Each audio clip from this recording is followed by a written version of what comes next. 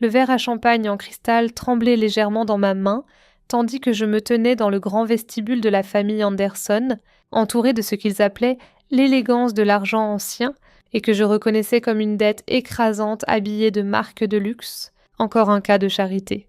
Thomas. La voix d'Eleanor Anderson porta à travers le sol en marbre alors qu'elle descendait l'escalier en colimaçon. D'abord cet investissement malheureux dans l'énergie solaire, et maintenant. Elle fit un geste vers moi avec son propre verre à champagne, son bracelet en diamant captant la lumière du lustre en cristal au-dessus. Mon mari, leur précieux fils Thomas, serra ma main. « Mère, voici Sophia. Nous sortons ensemble depuis 6 mois. Je t'en ai parlé. »« Oui. » Les lèvres d'Eleanor se courbèrent en ce qui pourrait généreusement être appelé un sourire. « Mais qu'était-ce déjà ?»« Ma chère. »« Analyste en investissement, » répondis-je calmement. « Chez Morgan Stanley. » Comme c'est charmant, elle se tourna vers son mari, Richard, qui observait la scène depuis sa position près du bar antique. « Chérie, souviens-toi quand nous espérions que Thomas épouse Caroline Whitney. Elle venait du bon type de famille, mais il était toujours leur fils, toujours parti de leur monde, et j'étais sur le point de briser ce monde complètement. Asseyez-vous, dis-je doucement. Il y a quelque chose que vous devez savoir sur la situation financière de votre famille. Nous allons bien ? Dit-il automatiquement. Père le dit toujours. Votre père ment ? L'interrompis-je. À vous ? À votre mère ? Probablement même à lui-même. La fortune des Anderson ne fait pas que diminuer. Thomas ? Elle est partie. Il s'enfonça dans le fauteuil en face de moi. C'est impossible. Les maisons, les voitures, le mode de vie, tout est hypothéqué jusqu'au cou. Votre père a contracté de nouveaux prêts pour rembourser les anciens, en utilisant des évaluations immobilières gonflées et le nom de sa famille pour obtenir du crédit. Mais c'est un château de cartes. Et il est sur le point de s'effondrer. Comment savez-vous tout cela ? Je pris une profonde inspiration parce que ma société, Phoenix Capital, a acquis la dette de votre famille. Le silence qui suivit fut assourdissant. Thomas me fixa, son visage un mélange de confusion et de compréhension naissante. Votre société, parvint-il enfin à dire. Mais vous travaillez chez Morgan Stanley ? C'est ma couverture, expliquai-je. Cela me permet d'opérer sans attirer l'attention. Phoenix Capital est à moi. Je l'ai fondée il y a 3 ans avec l'argent que j'ai gagné de ma première grande affaire. Donc, quand mère se moquait de vous pour gérer l'argent des autres, j'étais en fait en train de gérer la dette qui la maintient dans ce manoir. Je me penchai en avant.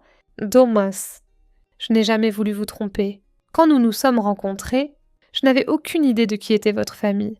Au moment où je l'ai réalisé, j'étais déjà en train de tomber amoureuse de vous. Il passa ses mains dans ses cheveux, un geste que j'associais à une profonde réflexion. L'hypothèque du manoir. Vous la possédez ? À partir de lundi matin, oui. Ainsi que la plupart des autres dettes importantes de votre famille, les banques les vendent toutes à un prix fortement réduit parce que votre père a manqué plusieurs paiements. Pourquoi ? Sa voix n'était qu'un murmure. Pourquoi feriez-vous cela ? Au début, parce que c'était une bonne décision d'affaires, l'orgueil de votre père le rend prévisible. Il fera n'importe quoi pour maintenir les apparences. Cela rend la dette précieuse pour le bon acheteur. Je me déplaçai pour m'asseoir sur la coudoir de son fauteuil. Mais maintenant, je veux vous protéger. Il leva les yeux vers moi. Me protéger. De quoi ?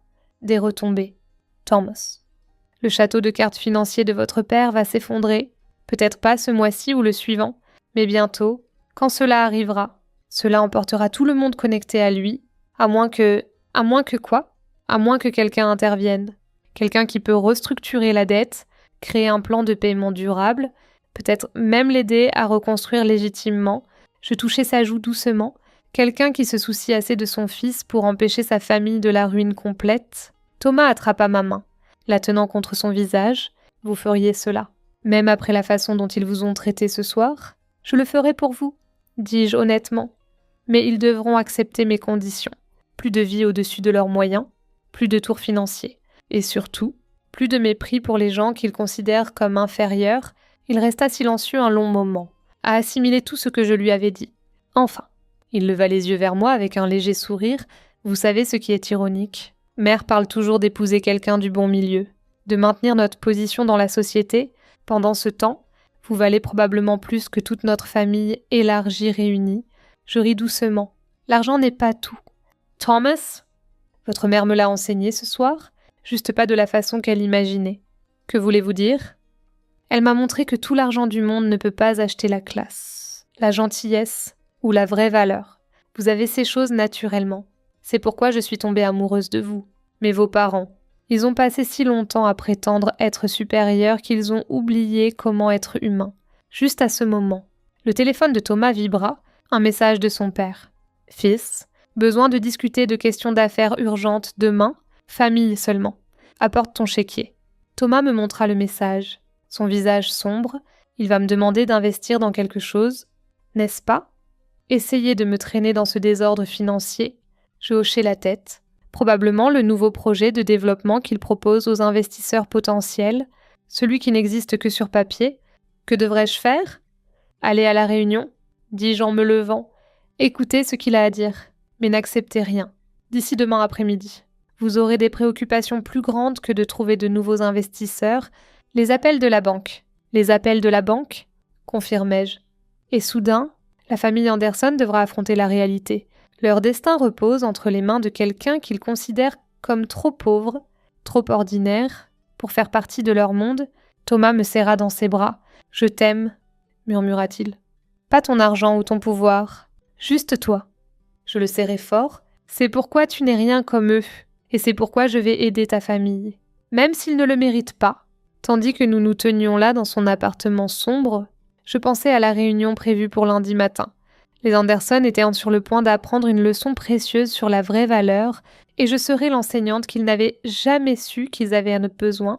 Lundi matin arriva avec une série de messages de plus en plus paniqués de Thomas. Papa parle d'une opportunité d'investissement immanquable, dit qu'il n'a besoin que de 2 millions de dollars pour conclure l'affaire. Maman porte ses plus belles perles, celles qu'elle ne porte que quand elle essaie de convaincre quelqu'un de leur donner de l'argent. Ils ont invité Caroline Whitney pour le déjeuner. Au secours, je souris à mon téléphone, puis me tournai vers les dirigeants de banque rassemblés dans mon bureau chez Phoenix Capital. Notre société occupait l'étage supérieur d'un immeuble élégant du centre-ville, pas de lustres en cristal, juste des lignes épurées et des vues spectaculaires. « Messieurs » m'adressai-je à la salle, « sommes-nous prêts à procéder à l'acquisition du portefeuille Anderson ?»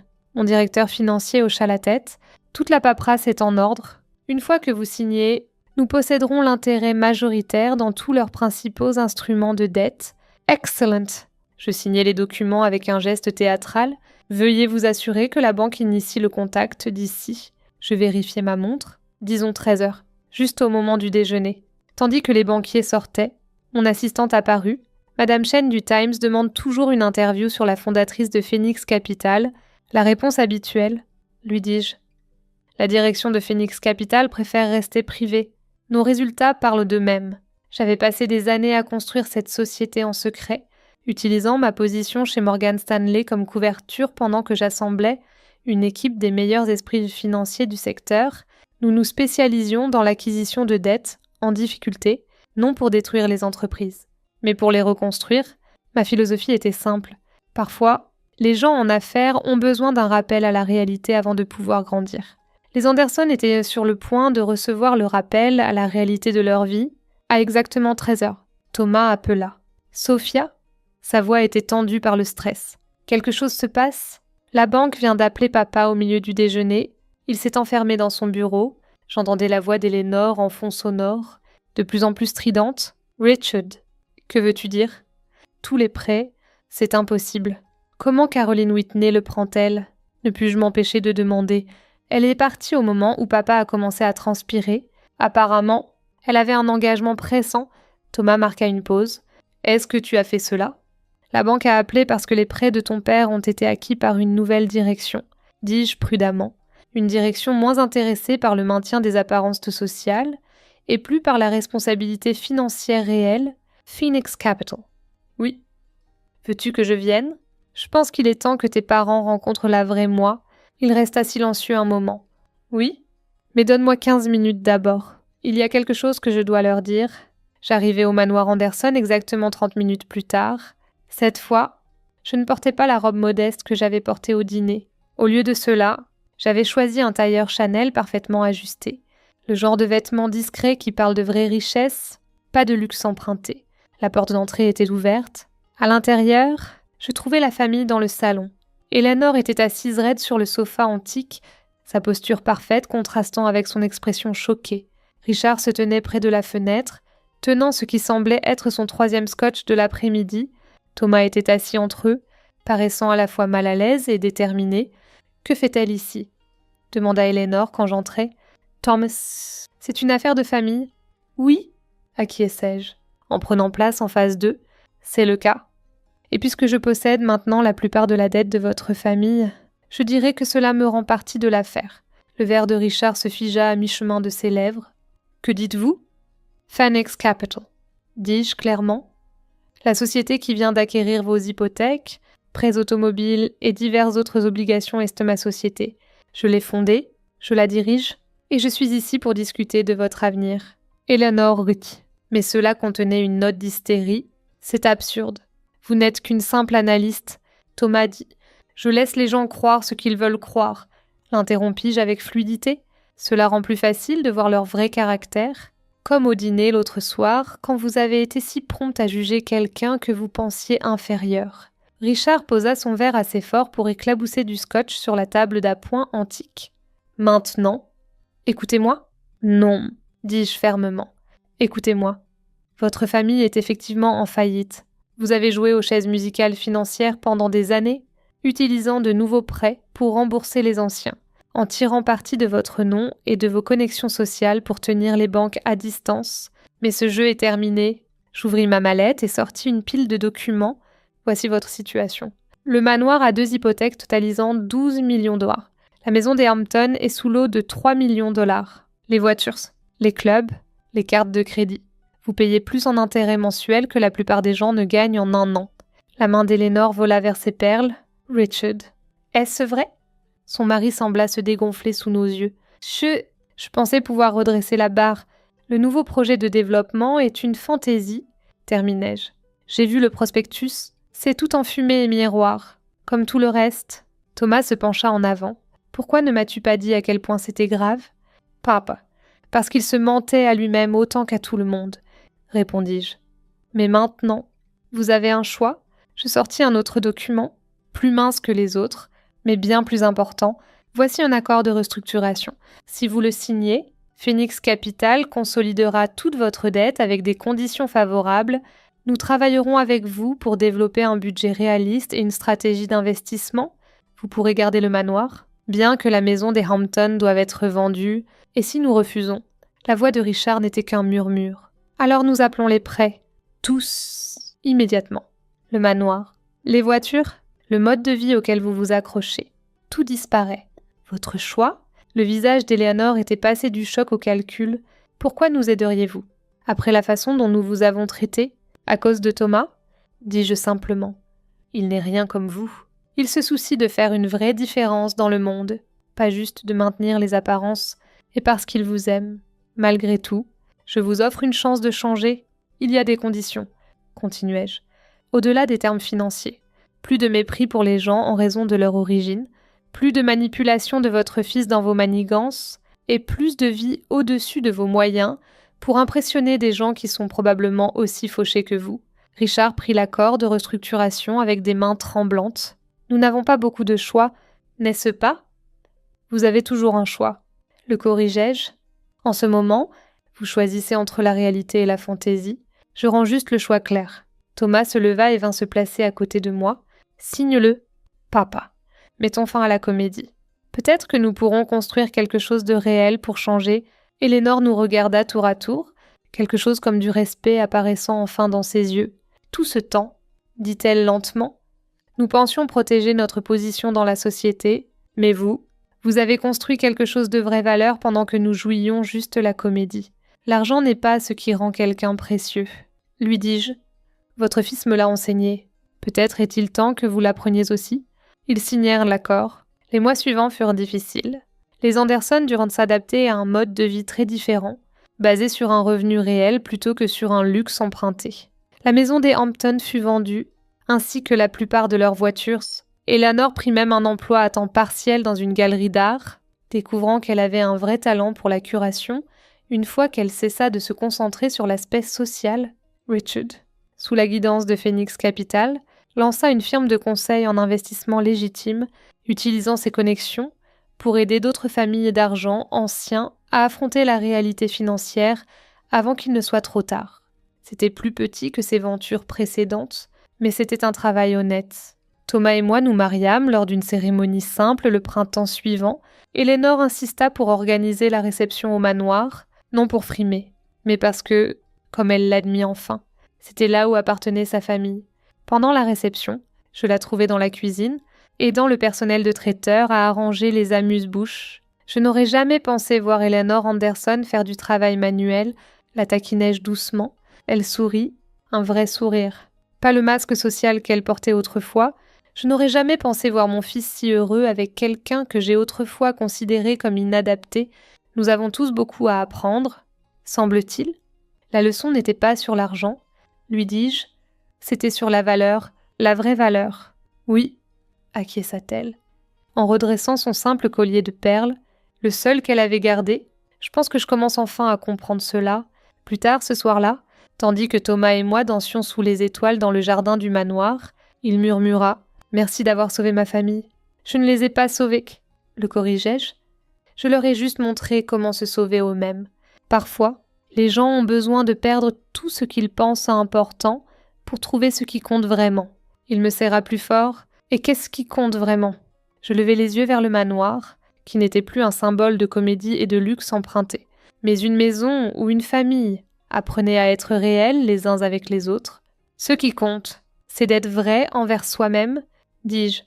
Tout le reste n'est que détail sur un bilan la semaine suivante. J'acceptai enfin cette interview avec le Times, non pour me vanter de mon succès ou de ma richesse, mais pour raconter une histoire différente sur la façon dont parfois les plus grands investissements que nous faisons ne sont pas dans des actions, des obligations ou de l'immobilier, mais dans le potentiel des gens à changer. Les Anderson n'étaient pas parfaits, mais ils essayaient, et au final, c'est tout ce que n'importe qui d'entre nous peut faire. Essayer d'être meilleur aujourd'hui que nous ne l'étions hier et se souvenir que la vraie valeur n'est pas mesurée en dollars, mais en caractère. Quant à moi, je continuais à diriger Phoenix Capital à ma façon, discrètement, efficacement, et toujours avec un œil vers la transformation plutôt que la destruction, parce que parfois les gens qui semblent les plus pauvres en richesse matérielle se révèlent être les plus riches en ce qui compte vraiment. To go caving? I don't think there's probably a cave right. Well, actually, we're next to a village, so low key there should be a cave here somewhere. Well, we're kind of in the middle of water, so that doesn't really help me. Let me go over here. This is like acacia and shit. Oh my god, where did I spawn? Hi, Brock. It's like I get to watch you from the very beginning. You can smelt logs for charcoal. It's like cool. Oh, I didn't know that. Okay, cool. Thank you. Okay, so we're here. I should probably get some stone. Hi, Scorpion. Oh, I see copper over there, guys. I should probably grab some of that, too. Okay, guys. It's getting dark out. Shoot. Let me go back to the village and go to sleep. I don't have anything to protect myself from mobs. You're at a gas station right now? Oh, my God. Yeah, I don't have anything to protect myself from mobs. So let me go back. Can you guys see the day counter? Yeah, 0 days. Okay, cool. Cool. Okay, so let me go back to a house and go to sleep. Excuse me, I can't. Okay. I am going to sleepies. Alrighty, guys. We slept for the first time in our Minecraft world. So now let's go back over here because I want to see what's over here. Maybe there'll be like a mountain or like a cliff or something that we can go in so we can get some materials. I know this is definitely not our usual programming, so I appreciate anyone that's watching. Also, we're already at 3 new follows in the live. Thank you guys for the follows. If you're new and enjoying the vibe, don't forget to drop a follow. I usually play Bedrock. Do you not die? I usually play Bedrock, and I usually play with multiplayer. This is my first ever solo experience and also my first ever Java experience. So it's like a 2-for-1. Does anyone know the difference between Java and Bedrock? Bridging, the mechanics of like the swing, the mods are different. A lot of the options are different. Just like, I don't know. I feel like the way the game feels is different. Thank you for the 4th follow, Joseph. Welcome in. I appreciate you. I hope you're doing amazing. How do I place this block? Well, okay. Don't panic, guys. Let's just get right here. Place the block. Excuse me. How do I get up this? Realistically, this is why. Okay, hold on.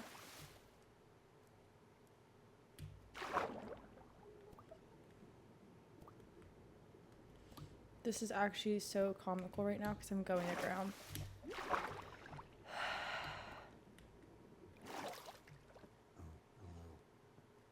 You have wool you can place, but how do I place it? I don't understand what I should be doing. Oh, I can go like that. Okay. I did it. I did it. So sorry. Thank you for pointing out the wool. You're jumping and trying to place it underneath, which can't work. Place it right under the water. Okay.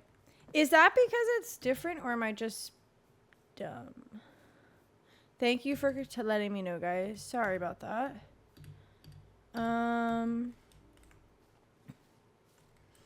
Okay, so let's avoid the water. Oh my god, I'm taking fall damage already. Just trying to see if there's anything like over here. We could try to get over there. We could swim over here, but I didn't take a bed with me. Oh my god, thank you for the corgis. Oh my god, that's so kind. I appreciate you. I feel like Bedrock I don't have as much of an issue, but maybe. Maybe it's just because I'm like panicking. Do you know what I mean? I could see that. I didn't bring a bed, but I'm just low-key going for it, honestly. Because I really need to get materials. And also, I mean, aside from that, I need to get materials. And I need to find a cave.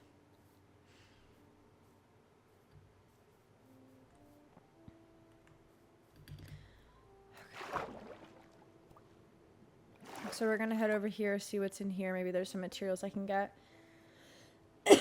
Thank you guys for 5 new follows in the TikTok live. I really appreciate that. Welcome in, everybody. I hope you guys are enjoying the vibe. Oh, that's all water. Why is all this water?